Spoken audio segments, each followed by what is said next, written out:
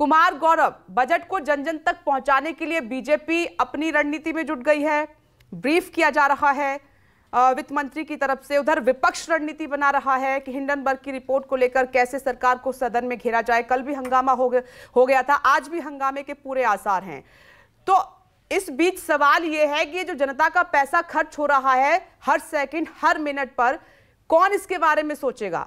कौन सोचेगा कि संसद कैसे चलेगी? हर बार की तरह क्या इस बार भी हंगामे की भेंट चढ़ जाएगा पूरा सत्र? देखिए, बिल्कुल जो स्थिति है, जो सरकार के तेवर है और जो विपक्ष के तेवर है और जो मुद्दा है हिंडनबर्ग का, इसे देखकर ऐसा लगता है कि ये सत्र जो कि 13 तारीख तक चलना था, हालांकि जब पहली बैठक बिजनेस एडवाइजरी कमेटी की हुई थी उसमें तमाम दलों ने कहा था कि 10 तक ही इसे करके ख़त्म कर दिया जाए, लेकिन जो हालात है उससे लगता है कि 10 तक का जो एक तरह से तय वक्त है उस दौरान भी चर्चा नहीं होगी। ये सेशन पूरे हंगामे की भेंट चढ़ेगा, इसमें कोई दो राय नहीं है।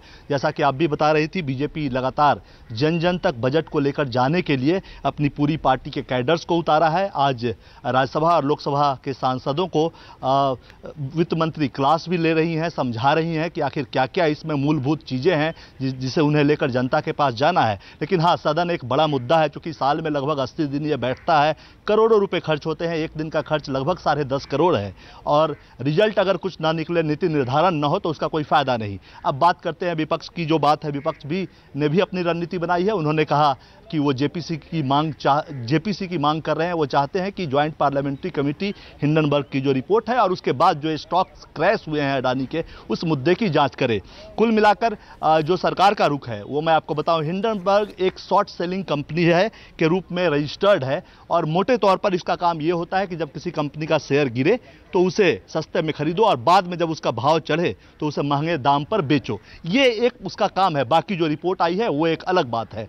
दूसरी तरफ एलआईसी और एसबीआई की बात है। एसबीआई जितना लोन दे सकती है किसी कंपनी को, उसका आधा उसने अदानी ग्रुप ऑफ कंपनीज को दिया है। इसके अलावा एलआईसी का जो इन्वेस्टमेंट है वो 1% से भी कम है अदानी की कंपनीज में। इसलिए सरकार को ऐसा लगता है कि बहुत ज़्यादा चिंता की आवश्यकता इस वक्त नहीं है। और वैसे भी प्री कंसीव्ड नोशन के तहत राहुल गांधी लगातार अदानी और अंबानी की चर्चा प्रधानमंत्री मोदी से जोड़कर करते रहते हैं। तो बीजेपी को ये लगता है कि ये उनके आरोपों को एक बल मिला है हिंडनबर्ग की रिपोर्ट से और वो इसे राजनीतिक तौर पे लाभ लेना चाहते हैं। इसलिए जेपीसी के मुद्दे पे सरकार आगे बढ़ती हुई नहीं दिख रही है। भले ही ये सत्र धुल जाए, लेकिन जेपीसी का गठन इस मुद्दे पे नहीं होगा, क्योंकि राजनीतिक टोटके के हिसाब से भी देखें तो आज तक जितनी बार भी जेपीसी का गठन हुआ है उतनी बार जो वर्तमान सरकारें हैं उसको नुकसान उठाना पड़ा है। उदाहरण आपको देना चाहूंगा, बोफोर्स घोटाले का आरोप 1987 में लगा, जेपीसी का गठन हुआ। 89 में राजीव गांधी चुनाव हार गए। 1992 में बैंकिंग हेरफेर का आरोप नरसिम्हा राव की सरकार पे लगा,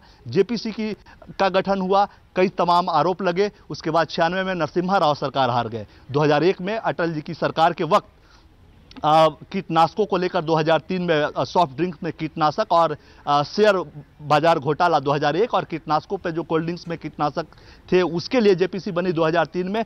परिणाम 2004 में अटल जी चुनाव हार गए। 2011 में 2G स्पेक्ट्रम और 2013 में मनमोहन सिंह की सरकार पे अगस्ता वेस्टलैंड घोटाले का आरोप लगा। इन सभी मुद्दों पे जेपीसी बनी और मनमोहन सिंह सत्ता से बाहर हो गए। उसके बाद 2 और जेपीसी बनी जो नरेंद्र मोदी सरकार के कार्यकाल में बनी है, जिसका रिपोर्ट फाइनल ही नहीं हो पाया। वैसे भी जेपीसी में सरकार के लोग ज़्यादा होते हैं, लेकिन जेपीसी स्वीकार करने का मतलब ये होता है कि सरकार ये मान रही है कि हाँ, ये अगर इस चीज़ को अदानी ग्रुप ऑफ कंपनीज का जो मामला है उसको अगर जेपीसी के लिए सरकार मानती है, उस पर जेपीसी जांच बिठाती है, तो ये एक तरह से स्वीकृति होती है सरकार की तरफ से कि हाँ, ये एक बहुत बड़ा फ्रॉड है और सरकार कहीं ना कहीं इसमें शामिल है। तो एक पॉलिटिकल नुकसान जो एक ईमानदार सरकार की छवि है उसको एक नुकसान पहले ही पहुंचता है। इसके अलावा तमाम राजनीतिक दलों के सदस्य जेपीसी में होते हैं और तरह तरह की रिपोर्ट्स बाहर आती है। आप याद कीजिए 2G घोटाला और अगस्ता वेस्टलैंड घोटाला, कोर्ट में जो हुआ सो हुआ,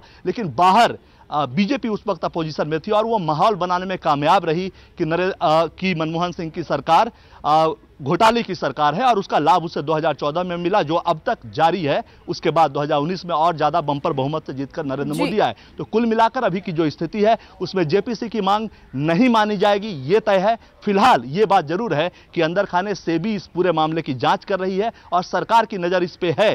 और इस पर सेबी की विपक्ष तो अड़ गया है ना कि जेपीसी का गठन हो, जांच कराई जाए, लेकिन सरकार मान नहीं रही है। इसी से पता चल रहा है कि यह भी सत्र हंगामे की भेंट चढ़ने वाला है। नमस्कार, मैं हूं मानक गुप्ता।